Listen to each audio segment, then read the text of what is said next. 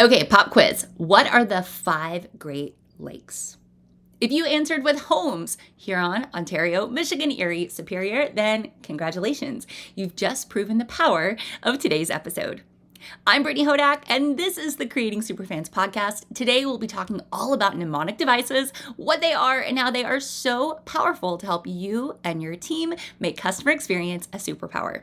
I'm going to share a few really cool mnemonics with you and give you a framework you can use to create your own for your team.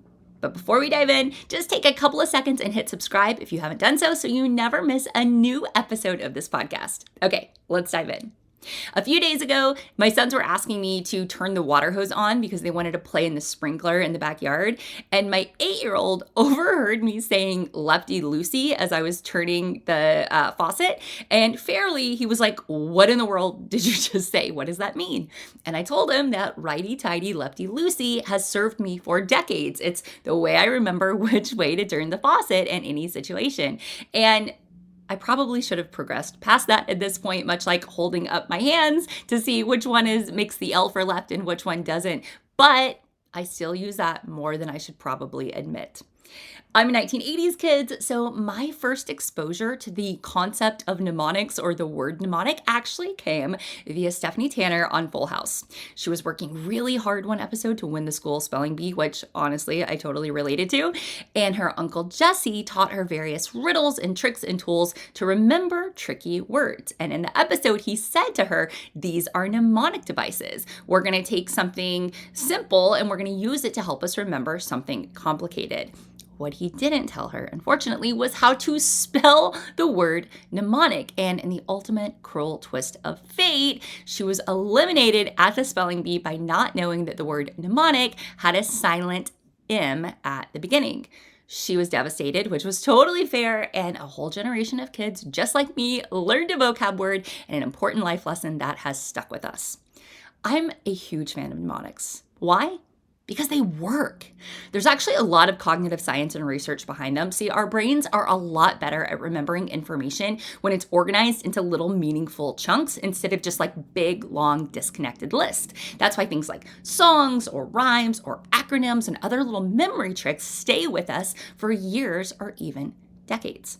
So the word mnemonics, like so many of our words, comes from ancient Greek, the word mnemonikos, which meant mindful or relating to memory. And there's several types of mnemonics, like some are more popular than others. One of the first types that most of us are exposed to are music mnemonics. So things like learning the ABC song to memorize the order of the letters of the alphabet.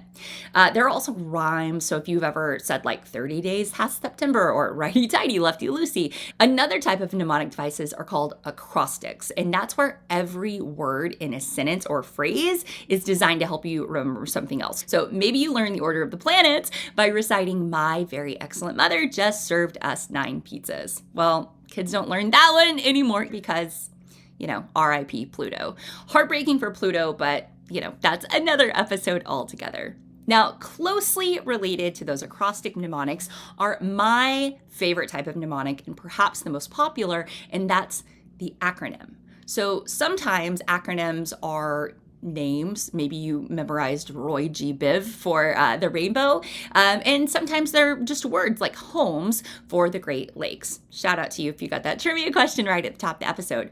Now, as somebody who wrote a book called Creating Superfans, all about an acronym, super, it probably won't surprise you to learn that acronyms are my very favorite kind of mnemonic device.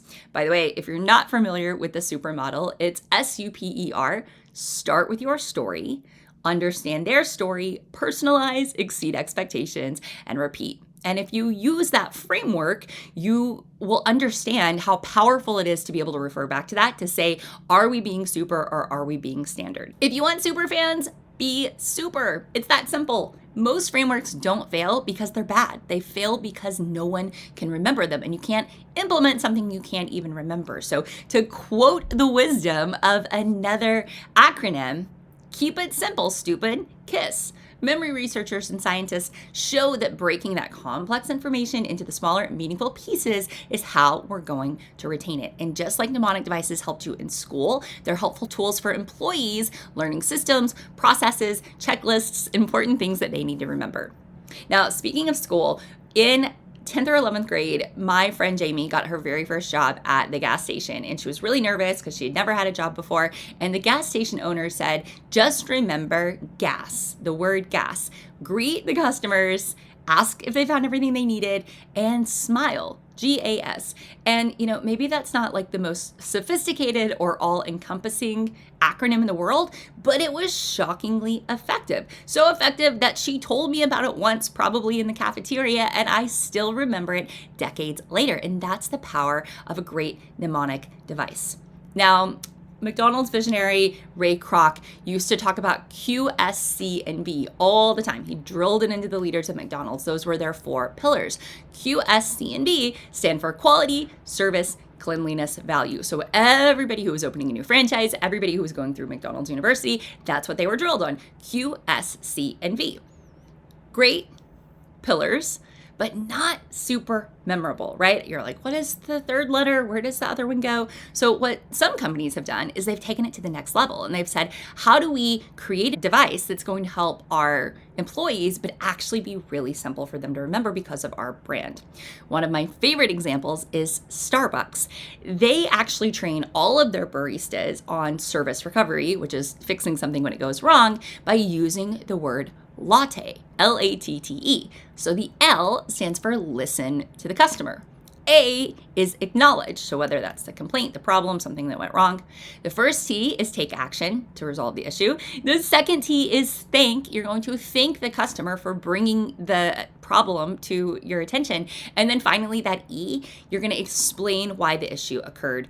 Or sometimes they say ensure satisfaction, but you're basically closing the loop to make sure, hopefully, if it's like a system problem, you fix it so that it doesn't happen again. So latte, L-A-T-T-E. It's a really great framework because it's simple to remember. Honestly, there's so many great frameworks for service recovery.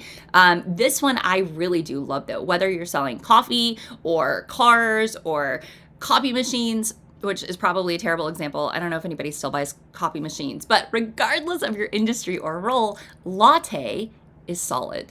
Now, Apple took a similar approach. At their Genius Bar, they train their geniuses by using the word Apple.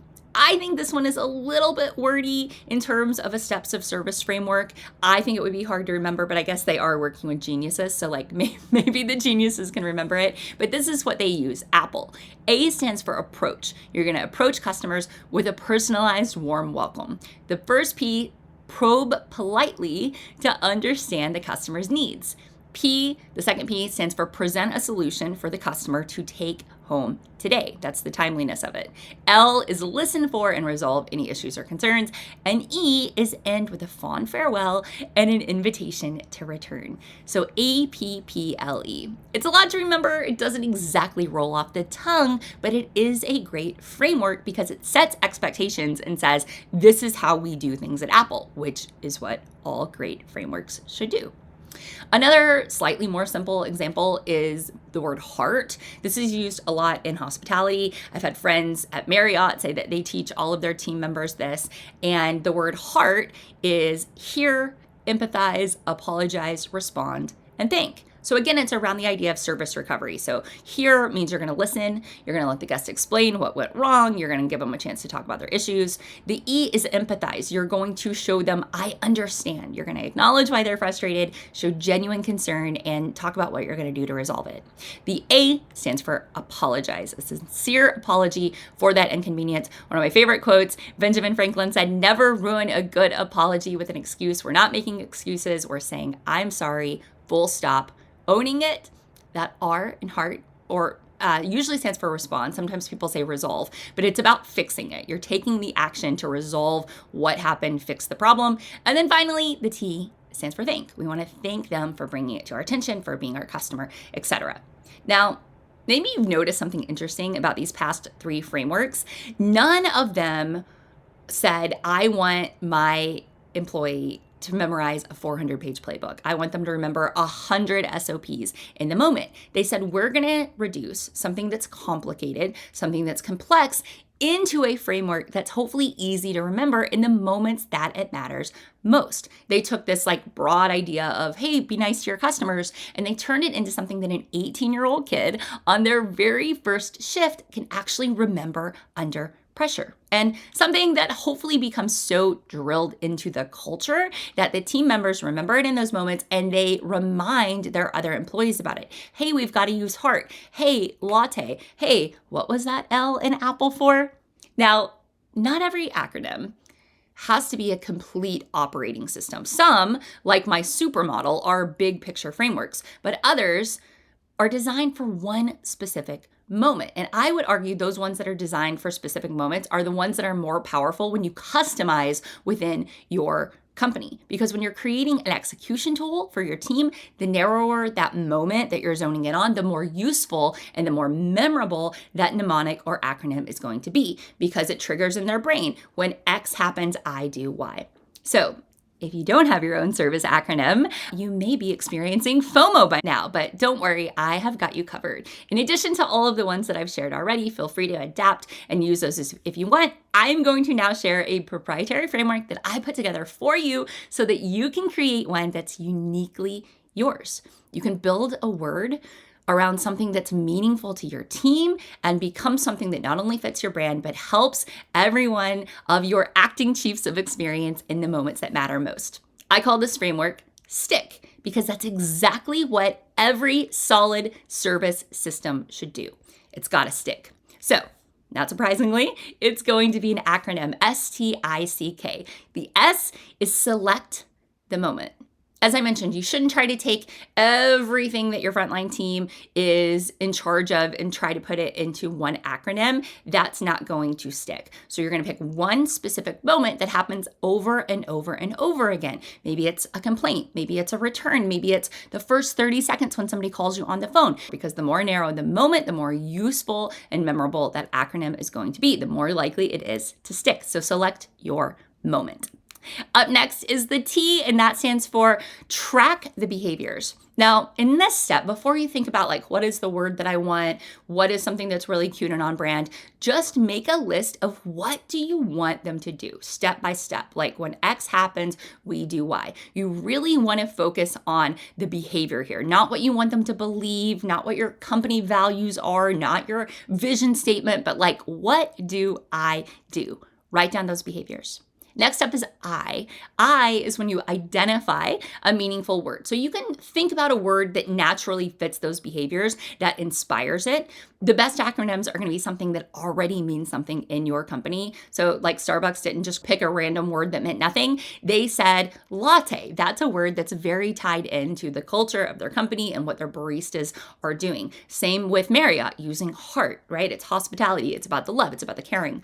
So if your word that you choose reinforces your brand or the situation, it's not only going to be easier to remember, but it's going to be more meaningful. It's going to feel less like it was just like plucked from some random book or podcast and something that actually is part of the culture of your company. So C, now we're at C, STIC. You're going to choose action verbs. This is very important. I told you in step number 2, T, to track the behaviors. C is about choosing the action verbs. Every single letter should represent something somebody can do. Listen, welcome, thank, explain. The reason is because verbs are coachable. They're observable. They're repeatable, right? Abstract ideas like be a professional or care are important, but they're much harder to train for and they're much harder to think about in an acronym. That's why I think the Apple one becomes a lot to remember, right? So choose an action verb. And then finally, K stands for keep practicing. The reality is you're going to want to change this over time. Before you print this on posters or hit send on an email to everybody at your company and roll it out and say like, this is what we're doing loud and proud, role play it. Practice it, ask for feedback, see if your new employees can remember it, and if not, maybe simplify it. Now, if you start with those action verbs, it's gonna be pretty simple and pretty dialed in already, but maybe you have the wrong word. Maybe you need a 4-letter word instead of a 6-letter word, but just keep iterating, keep practicing. And that's the framework, STICK. You're gonna select, track, identify, choose, and keep practicing. If your team can't remember the system, when a customer is standing in front of them, it doesn't matter how beautifully documented it is. If it doesn't stick, it doesn't scale. What is a moment that you can absolutely crush with an acronym that sticks? Here's my challenge for you. I want you to choose one moment that is just begging for its own mnemonic device. What's a perfect word? Maybe it's a rhyme, maybe it's a song that's gonna help people remember. Let me know in the comments or tag me on social media. And now, as a little bonus, here are some of the fun mnemonic devices I came across while researching this episode. If you can never remember which way to spell the word gray, G-R-A-Y or G-R-E-Y, just remember A is for America and E is for England. Now, if you do the OK sign with your hands, this is actually how my boys learned to spell the word bed, or the difference between the lowercase b and d in kindergarten, because they would mix them up a lot. When you do your hands like this, it looks like a bed, which is useful, but there's a trick for adults too. When you are trying to figure out where placings go on the dinner table, B is for bread. The bread goes on the left. D is for drinks. The drinks go on the right. You can also remember that the forks always go on the left because left and fork both have 4 letters, and the knife and the spoon, which have 5 letters, go on the right, which is 5 letters. And finally, I promise this will be the only time I use the word fanboys on this podcast, but you can use the word fanboys to remember the 7 coordinating conjunctions in the English language: for, and, nor, but, or, yet, and so.